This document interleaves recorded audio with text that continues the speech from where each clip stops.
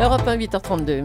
Le vrai faux de l'info de la matinale avec Laurent Guimier. Bonjour monsieur Guimier. Bonjour Thomas. Vous jouez les hommes en noir, les arbitres ce matin dans la guerre qui j'adore. oppose les clubs de foot au gouvernement. Ça parle gros sous évidemment. Oui, à propos de cette taxe à 75% sur les joueurs qui touchent plus de 1 million d'euros par an. Alors on a entendu la ministre des Sports ce matin dans le journal de 6h30 qui nous dit qu'il faut que tout le monde participe à l'effort de redressement.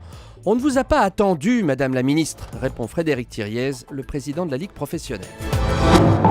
Savez-vous combien les clubs de foot et les footballeurs ont payé en impôts et en charges sociales l'an dernier? Plus de 700 millions d'euros. C'est-à-dire plus que la totalité des droits télé dont on me dit que c'était un pactole, un jackpot. Alors, Frédéric Thiriez nous dit que les clubs de foot payent 700 millions d'euros d'impôts chaque année. C'est considérable, Laurent, mais est-ce que c'est vrai ou est-ce que c'est faux? Eh bien c'est vrai, ce chiffre est tout à fait dans les clous des derniers chiffres officiels que nous avons à disposition. D'abord une précision pour se rendre compte de ce que ça représente, 700 millions d'euros. Je vais prendre un tout autre domaine qui t'a choqué. Avec 700 millions d'euros, vous faites tourner le budget de fonctionnement du musée du Louvre pendant 3 ans. Voilà, c'est donc pas rien. Alors, d'où vient ce chiffre de 700 millions? Il provient du dernier rapport officiel de la très officielle elle-même DNCG, Direction nationale du contrôle de gestion du foot français. C'est le comptable du foot. Voilà, ce sont ces hommes qui surveillent jour par jour les comptes des clubs de foot. Ils ont accès aux contrats des joueurs et peuvent par exemple refuser la signature d'un contrat s'il met en péril les finances du club. C'est donc une source fiable parce que c'est un organisme indépendant au sein du foot.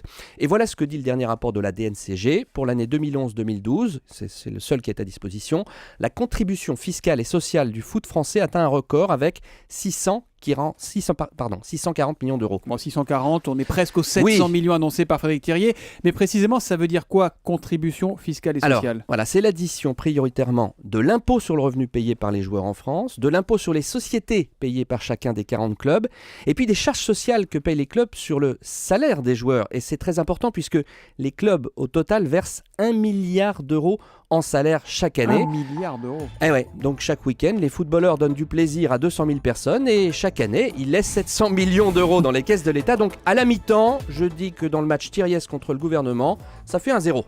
Très bien, saucisse frite à la mi-temps au bout d'un créole selon les goûts. Merci beaucoup Laurent Galette Guimier. saucisse. Galette saucisse en Bretagne.